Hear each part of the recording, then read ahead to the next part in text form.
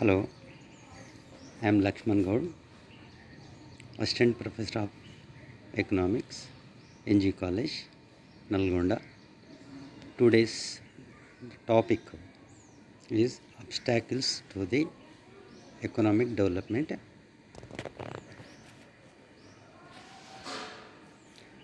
In general,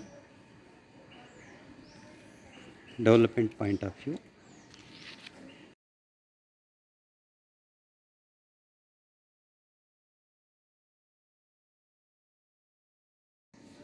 whereas in the process of development, every economy faces so many problems like the vicious circles of poverty. For example, vicious circles of poverty. So, vicious circles are particularly appears in the developing countries. In general, characteristics of underdevelopment are not common to all underdeveloped countries. Yet, a broad answer to that question, why a poor country is poor, is in implicit in these characteristics. A number of these characteristics are both the cause and consequence of poverty. So, let's we try to discuss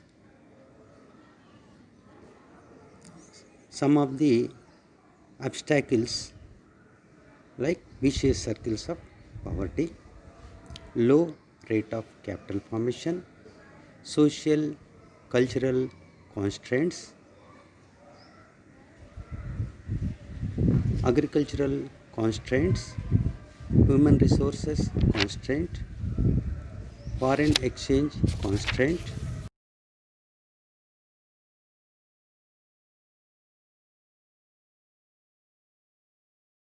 vicious circles of poverty. The vicious circles are particularly in operating in underdeveloped countries. So, in this regard,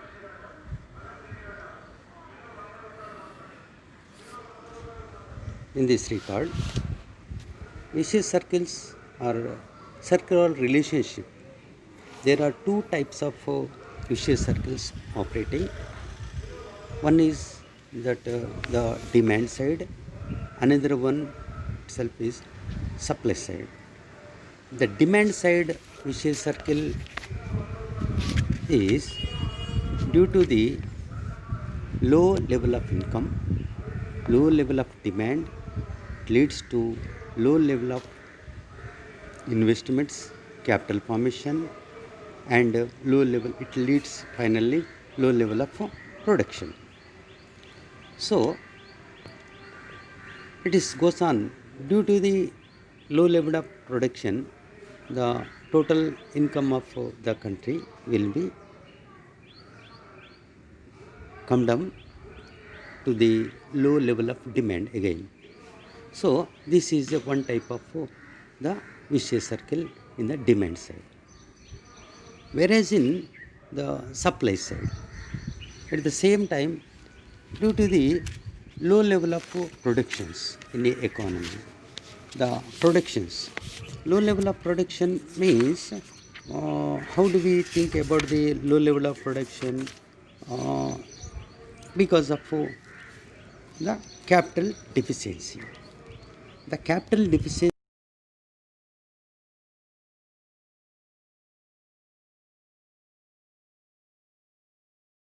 capital, equipment and buildings, and it's coming from the low investment in the industrial sector or various sectors, and it is becoming from low savings.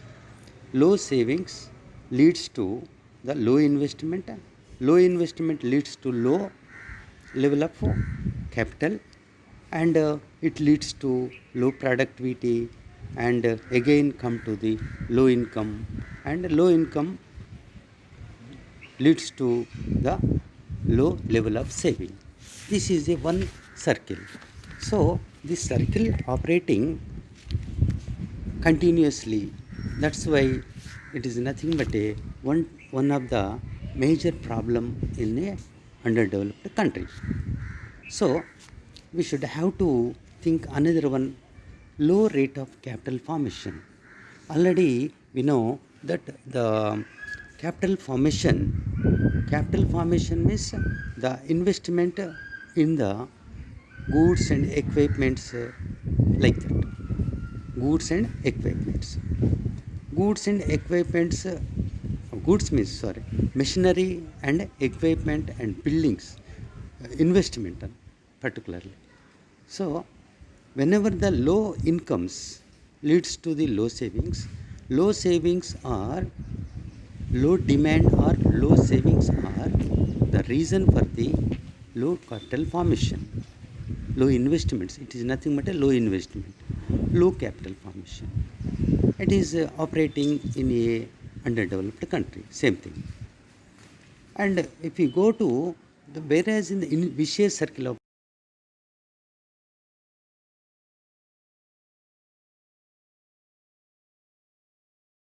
the investment point of view, one thing we should have to think again, though the investment is very less because of savings.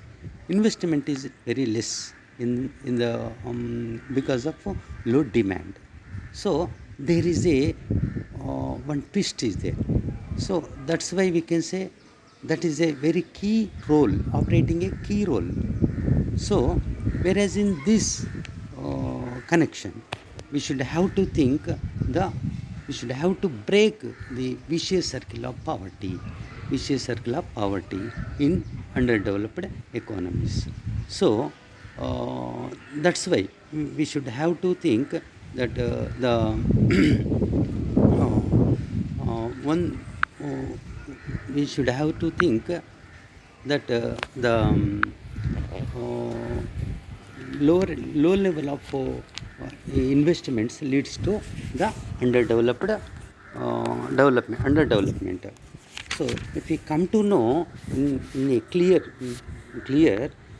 there are a circular relationships known as the vicious circles of poverty. It tend to low level of development in low underdeveloped countries. Ragnar Noxe explains the idea in these words. It implies a circular constellation of forces tending to act and react upon one another in such a way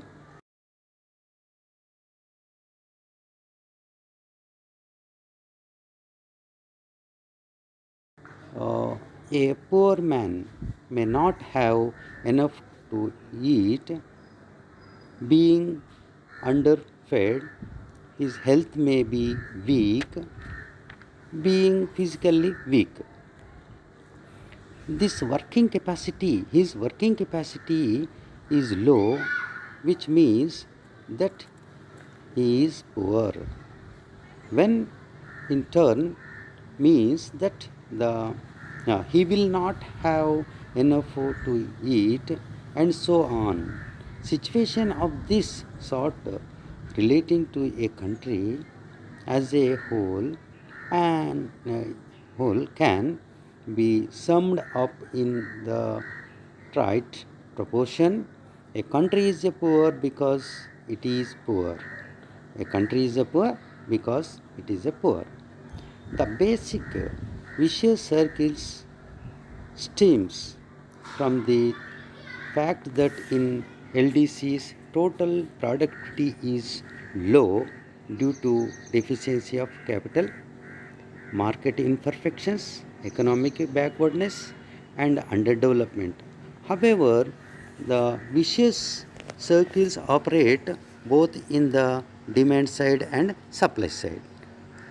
Demand side and supply side. The demand side of the various circles is that vicious circle is that the low level of real income leads to a low level of demand, which in turn leads to a low rate of investment.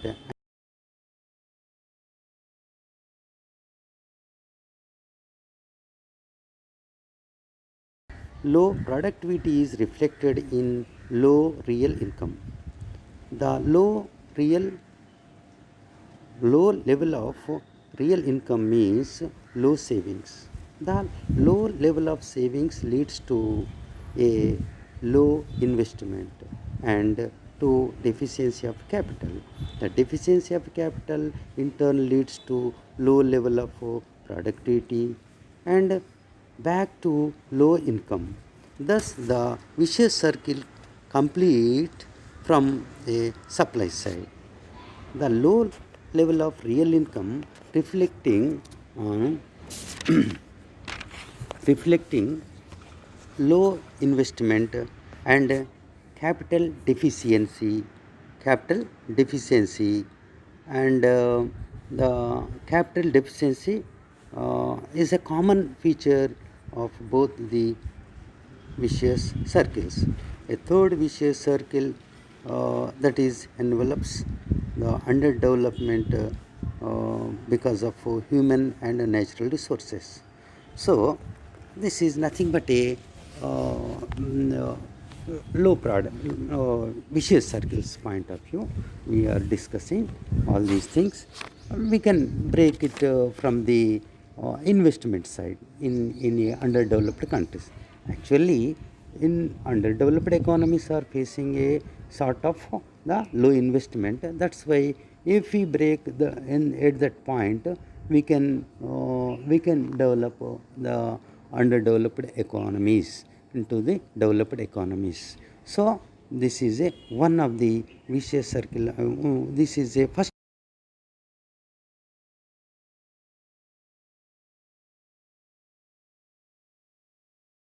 investment. That's why our economies, underdeveloped economies, are trying to overcome by inviting the other countries to invest in the countries and giving the number of incentives to the development. Industrial development and agriculture service oriented development like that. So these are all going to break our traditional and circle, whatever it is rotating in our economies.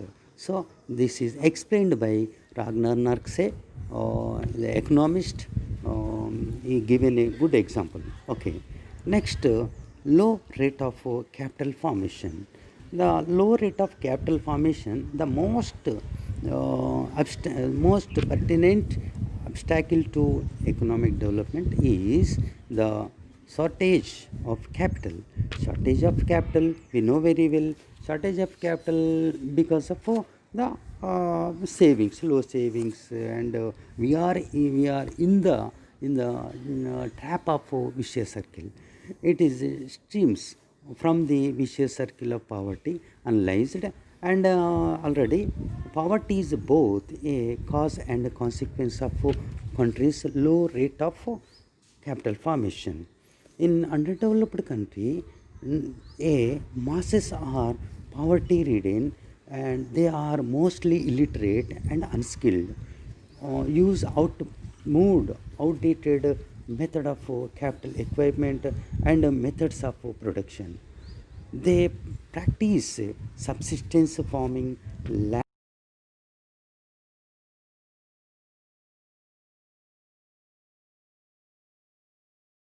the economy, their marginal productivity extremely low. Low productivity leads to low real income, low savings, low investment, and to a low rate of capital formation. The consumption level is already so low that it is difficult to restrict it further to increase the capital stock. This is why millions of farmers in such countries use outmoded and obsolete capital equipment. Such small sums as they may be able to save are often hoarded and in the form of currency are used in purchasing gold and jewelry, etc. The thinking to hide the money is due to the absence of banking facilities in rural areas. No wonder there is little capital formation in underdeveloped economies or countries. It is the high income group. It is the high income group that does most of the savings in underdeveloped countries, but these savings do not flow into productive into productive channels. In the other hand, they are dissipated into real estate, gold, jewelry, commodity, hordes, and hordes of foreign or domestic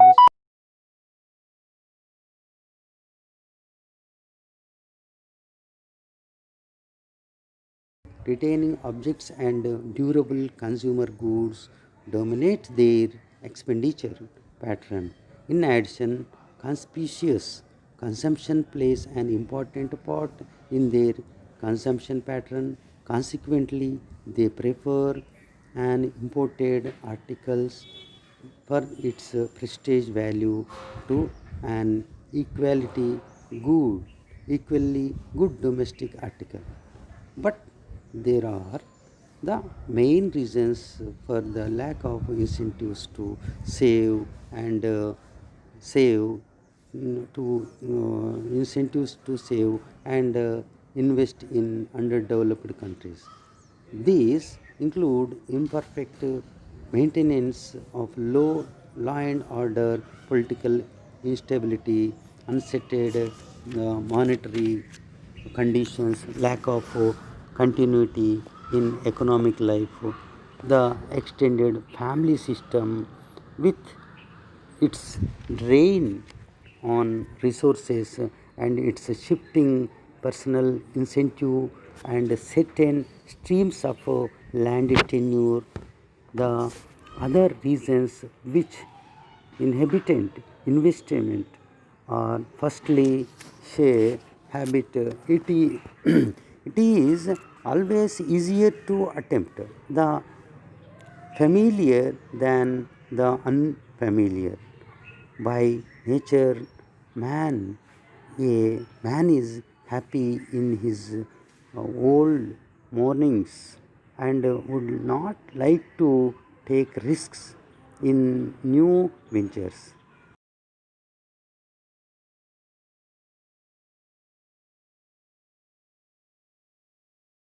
Market. The capacity of the domestic market to absorb new supplies of commodities is limited due to the low purchasing power of the masses. Third point is that the difficulties of securing funds for investment purposes are also in uh, also also is there. Many manufacturing activities require large capital outlays which are difficult to obtain due to the lack of a well developed capital and stock markets and credit and banking systems. And another one, fourth one is a lack of skilled labor. And fifthly, absence or inadequacy of basic services like transportation, power and water supply, etc. Last one is another one, the entrepreneurial ability is lacking. So these are the points in between. The low income and high income groups, there is a small middle income group It is mostly engaged in well established and less risky ventures. Less risky, risky ventures. So, that is nothing but such as providing marketing and other services. This group, through not lacking in entrepreneurial ability, is reluctant to invest in manufacturing industries for the reasons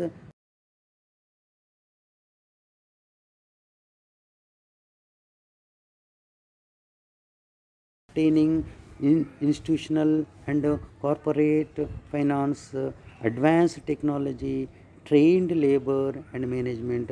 Above all these difficulties enumerated in the proceeding, or go together to inhabitant the growth of capital in that countries. And socio-cultural constraints also one of the major constraint obstacle for the development. So, as for the words of Nurse, he said economic development has much to do with human endowments, social attitudes, political conditions, and historical accidents. And capital is a necessary but not a sufficient condition of the progress. Broadly speaking, we can say underdeveloped countries possess social institutions and display such attitudes as are not conducive to economic development. So, if we come to the some discussion, no doubt at all about this, the whatever the social constraints point of view, there is a economic development has a much to do with human endowments actually, social attitudes, political conditions, historical accidents. Capital is a necessary but not a sufficient condition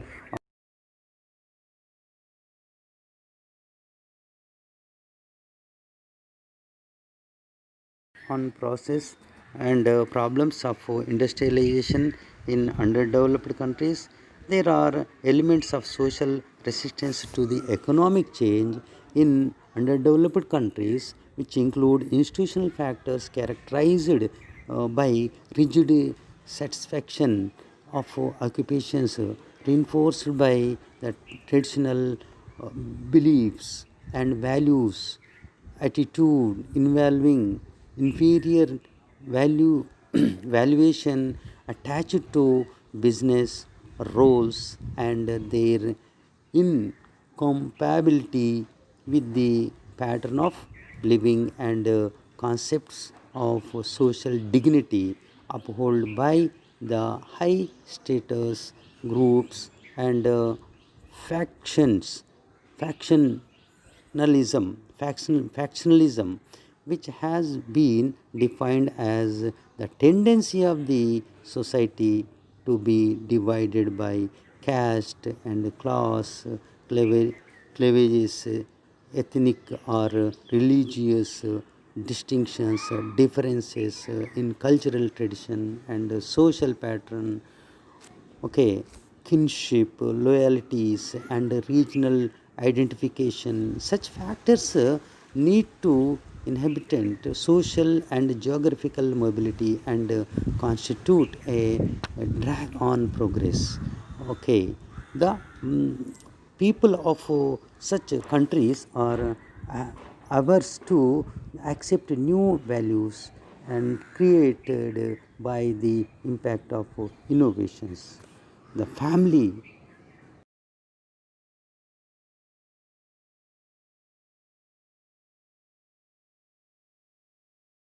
responsible for the population pressures and attachment to land. They also limit the range of individual freedom in making economic decisions, which in turn influence the motives to save and invest money is hidden or invested in gold, jewelry, or in real estate, or is spent to meet social obligations on ceremonial occasions to maintain status, and the expenditure, more and more and expenditure made by the families, better known as conspicuous, the consumption also one of the point. So these are all say the lacking the investment, and no, this is one of the rigidity to the economic development. Okay, so like that, the social cultural constant point of view, this is a very important factor. And another one, if you come to know that the agricultural constraints, agriculture constant is another one obstacle related to the agriculture sector. The majority of underdeveloped countries are predominantly agricultural. Agricultural production constitutes a large share of their GDP, and the agricultural commodities from a considerable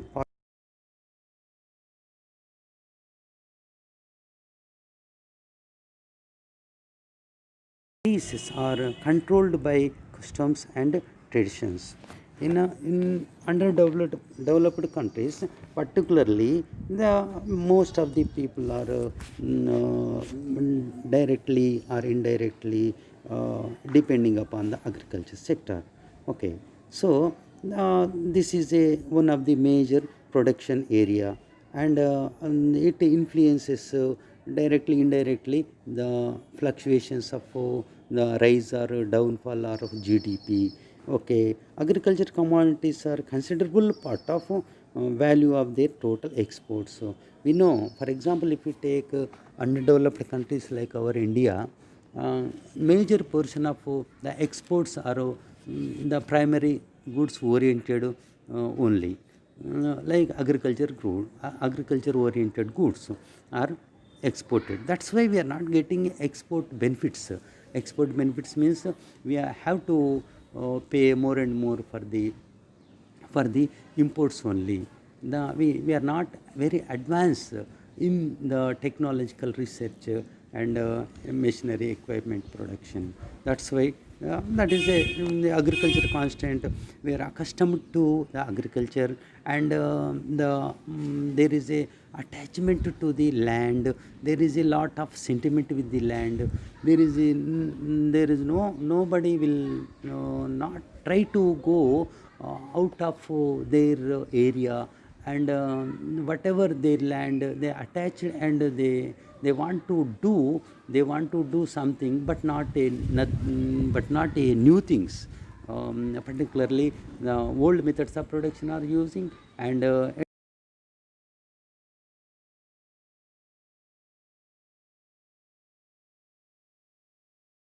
all are doing the same thing, and this is one of the constraint. Means overall we can say this is a attachment with the land. There is a attachment with the land. Of course the land is not sufficient. Even though a small size of holdings, they are attached to that, the land is a very particular thing. That's why this is one of the constraint. And another one, human resources constraint. Human resources constraint point of view, underdeveloped underdeveloped countries, human resources are an important obstacles to the economic development in these countries. Such countries lack in people possessing critical skills and knowledge required for all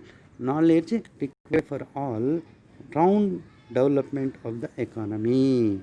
Actually, in these countries, very resources are facilities. For example, the facilities are very less, particularly. That's why the people are not aware to have the skills, to acquire the skills. Of course, whereas in underdeveloped countries, in like our South Asian countries, wherever it you go, the technical education point of view very less, and low level of the facilities are there. The type of infrastructures are nothing, and it is a very costly job, costly one to acquire the updated skills. This is a one type of the constraint. So we can say underdeveloped underdeveloped human resources are manifest in low labor productivity, factor immobility, and limited specialization in occupation. So we know very well, whenever the people are not skilled, we can say the size of the population is more, but if there is a they are unskilled, what do we say, that is nothing for the economic development. If there is a lot of facilities to acquire, and government giving a lot of force or focus for that, to educate the skills in among the society, then only it is possible to produce more and more, and develop or enhance their economic standards. Okay, we can say the specialized, but it leads to the whatever the outdated methods of production, unskilled labor engaged in the production, what we say, it leads to that, the leads to low level of productivity, the immobility. Actually, if a person knows very well in a skill of a particular things, then he can mobile, and mobile means he can go to anywhere, and he can do some job, and earn more and more, that is nothing but a mobility around the country, or around the village, around that world, wherever he can engage himself and produce something, that will be one of the major advantage of the specialization and education. The economic quality of the production remains low when there is a little knowledge of available natural resources. The whenever, for example, if you go for the knowledge point of, if a person having a lot of knowledge, he can think about the natural resources to put in a proper manner, and produce more and more, and with the variety of the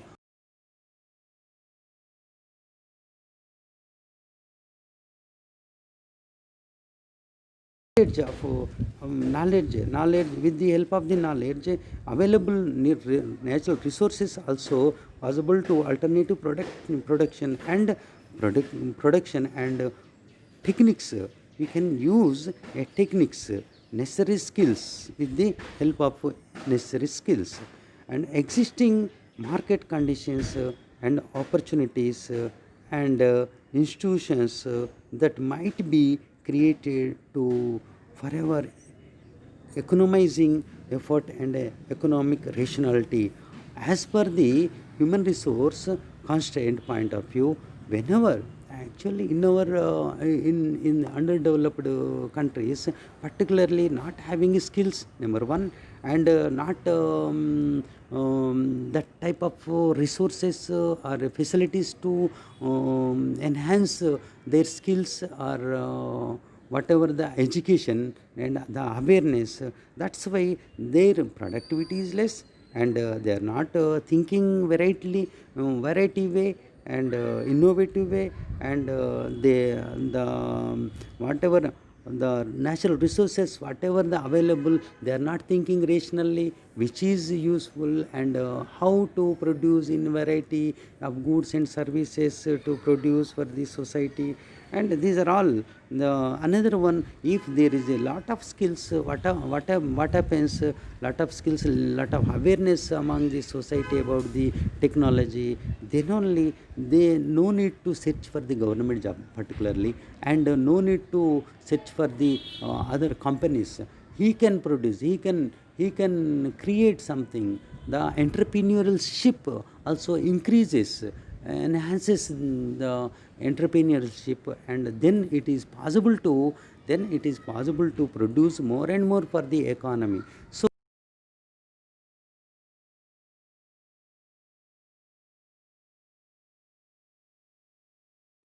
facilities point of view, skills point of view, the whatever that the main key points are there, that the key points are lacking. That's why this is one of the obstacle for the economic development. And foreign exchange constraint, foreign exchange constraint, the economists like Mint, Singer, Lewis, and Middle maintain that certain disequalizing force have been operating in the world world economy, as a result of which the gains from trade have gone mainly to the developed countries, leading to foreign exchange constraint. After the opening up of underdeveloped countries to the world markets, there has been a phenomenal rise in their exports. But this has not contributed much to the development of rest of the economy of these countries, rest of the economies of countries. Okay, so we can say the foreign exchange is very less in our country. Foreign exchange is very less in our country. That's why the due to the less foreign exchange, we are not gaining a much. We are not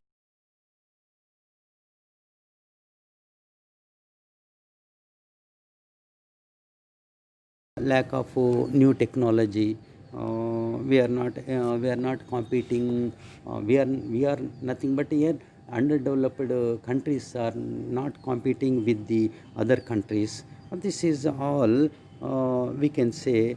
The foreign exchange point of view, unable to get more and more foreign exchange, particularly in agriculture sector point of view.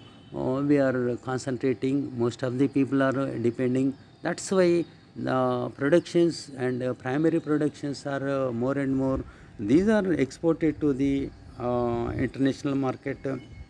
Then that's why we can say we are unable to gain more and more, and imports are more and more. Of course, there is a imbalance taking place in between and the export and imports. Foreign exchange unable to get for example, if we want to if we want to buy a sophisticated technology from the advanced country, we should have the foreign exchange. But we are not having that much of foreign exchange. We are means the underdeveloped countries are not having that much of the foreign exchange. That's why they are depending upon the borrowing the foreign exchanges and getting the loans from the other World Bank or IMF and some etc. Asian Development Bank, like that, providing the loans that will be in the form of foreign exchange to purchase the equipment and sophisticated technology. So this is one of the main constraints.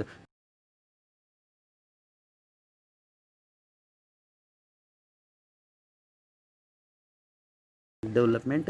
Under that, we should have to remind that the country is poor because it's poor by Ragnar Nakse. And another one point that the vicious circles are main cause for the underdevelopment. That is one side. First one, that is the low per capita income, low incomes, and it leads to the low demand and low investment, and it again goes for the low capital formation or capital efficiency, and it leads to low productivity. Again it come to the due to the low productivity in the economy, the low income is the main feature. And another one, that the low productivity point of another one, the supply side. We should have to think that the supply side,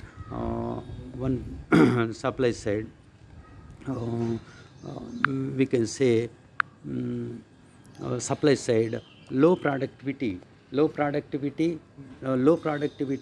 and it leads to low income. And another one, low level of savings, and it leads to again low investment, and again go to the capital deficiency. And again we know very well the same level, the same way the low productivity is coming, so it leads to low income. So all are same, of course, wherever it is in the both side, the low demand and low savings, there is a differentiation. So the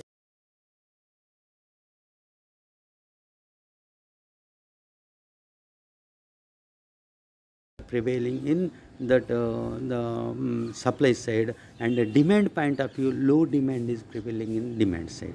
So we should have to break this the two vicious circles from the low investment point. The investment is the main thing to break the two vicious circles. And another one we should have to know, whereas in underdeveloped countries, the demand point of view there is no problem at all. That's why there is no need to think about the demand. But whereas in the supply side, the underdeveloped countries are facing the problem from the supply side only. That's why the savings point of view, supply side is a very important one, vicious circle to break. Whatever it may be, the vicious circle of supply side or in demand side, whatever it may be, whenever we break it, whenever we invest, impart some quantity of the investment, then only it is possible to break the two vicious circles according to the Ragnar Nakse. So this is a lesson of causes for the obstacles to the economic development. Number one, vicious circle of poverty, and low rate of what do we say, the low rate of capital formation, and socio cultural constraints. Agriculture constraint is a very another one human resource constraint, and foreign exchange constraints are prevailing in the underdeveloped countries. So